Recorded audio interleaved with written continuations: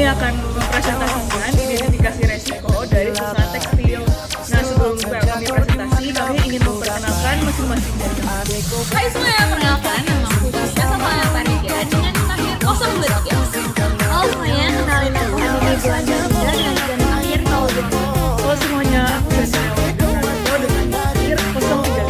Halo semuanya, aku Nela Diopa dengan 3502. Halo semuanya, aku Nela akhir 00. Halo semuanya, aku Nela Diopa dengan 3502.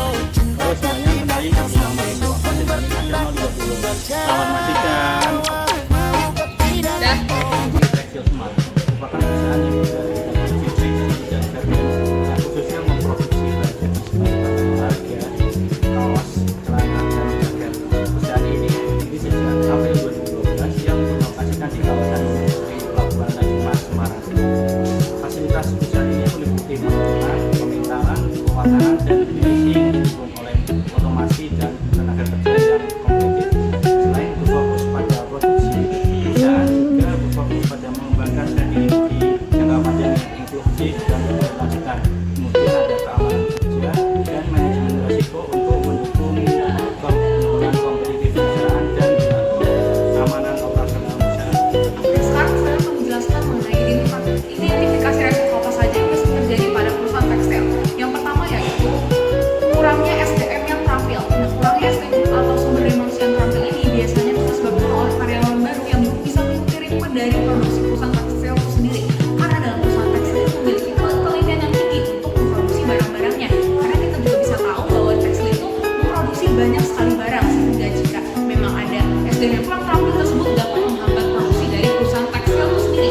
Yang kedua yaitu kurangnya bahan baku. Nah, ini adalah salah satu masalah yang lumayan cukup krusial karena kalau kita melihat perusahaan tekstil yang kurang bahan baku itu dapat memperlambat produksi dan juga menunda produksi, dan itu akan berakhir pada penundaan pendistribusian barang kepada konsumen itu sendiri. Misalnya juga ada kurangnya bahan baku dari baju-baju ataupun dari aksesoris-aksesoris kecil yang juga dapat menghambat dari produksi itu sendiri. Maka dari itu perusahaan tekstil harus memastikan bahwa bahan baku itu tersedia untuk dapat diproduksi. Oke, risiko selanjutnya adalah risiko kerusakan mesin. Nah, risiko kerusakan mesin ini sering terjadi karena mesin digunakan secara terus-menerus dengan kecepatan tinggi.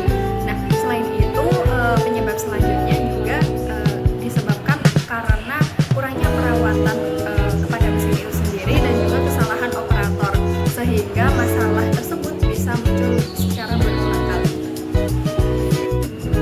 Oke, risiko selanjutnya adalah risiko kualitas produk yang tidak konsisten. Risiko ini muncul dikarenakan oleh human error, bahan baku yang berbeda kualitas dan juga kondisi produksi yang tidak stabil. Nah, risiko ini tidak setiap hari muncul, namun bisa sering muncul, tapi pada waktu-waktu tertentu saja. Nah, untuk risiko yang kelima yaitu risiko keterlambatan pengiriman. Risiko ini terjadi ketika produk tidak dapat dikirim tepat waktu kepada pelanggan karena hambatan dalam proses produksi maupun distribusi, sehingga menyebabkan berkurangnya kepuasan pelanggan. Nah, penyebab lain dari risiko ini yaitu antara lain cuaca yang buruk, adanya kerusakan armada logistik, dan kemacetan.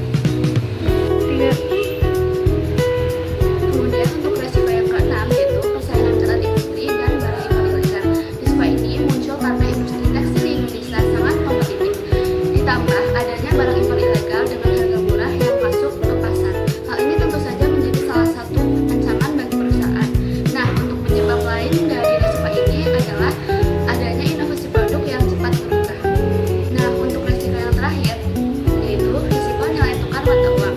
Risiko ini terjadi karena adanya fluktuasi nilai uang tukar USD dan IDR yang berdampak pada biaya produksi perusahaan yang banyak menggunakan bahan baku dan mesin secara impor.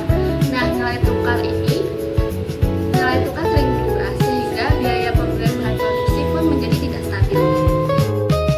Halo semuanya, di sini saya akan menjelaskan tentang analisis resiko yang dimana kami dibagi menjadi 3 penilaian. Yang pertama itu ada frekuensi resiko, ada dampak resiko, dan yang terakhir itu ada status resiko yang nanti akan dijelaskan oleh Suci.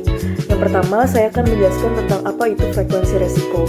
Frekuensi resiko itu merupakan pengukuran atau penilaian untuk kita mengetahui nih seberapa sering terjadinya suatu peristiwa atau memprediksi suatu resiko.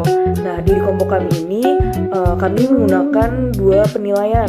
Yang pertama itu ada probability, yaitu kemungkinan biar kita bisa mengetahui ini tuh seberapa sering terjadi atau jarang terjadi. Nah, lalu yang kedua itu kami menggunakan periode waktu. Lalu yang kedua itu ada dampak resiko. Jadi setelah kita mencari tahu frekuensi resiko, kita mengetahui nih dampak resikonya apa. Dampak di kelompok kami itu menggunakan deskripsi dari minimal sampai ekstrim. Lalu penilaian kami itu kami menganalisis dari dampak medisnya sampai ke dampak fungsionalnya. Lalu untuk rating atau penilaiannya itu baik dari frekuensi resiko sama dampak resiko itu kami menghitung menaruh dari 1 sampai 5. Terima kasih.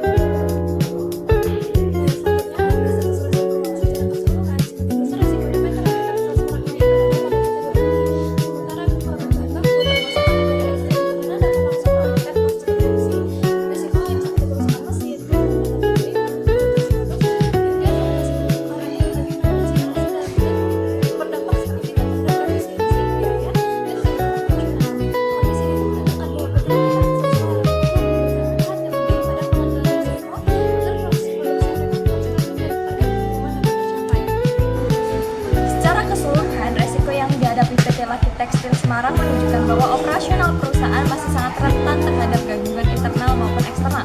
Risiko ekstrim, kekurangan bahan baku, dan kerusakan mesin perlu menjadi fokus utama karena langsung menghentikan proses produksi dan memicu keterlambatan pengiriman.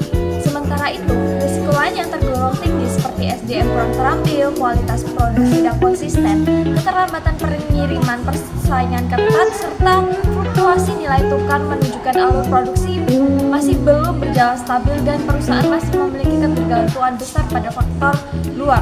Pola risiko yang saling berkaitan ini mengidentifikasikan perlunya perbaikan terpadu, terutama pada penguatan supply chain, peningkatan skill karyawan, ketatnya kontrol mutu, serta penanganan menyeluruh.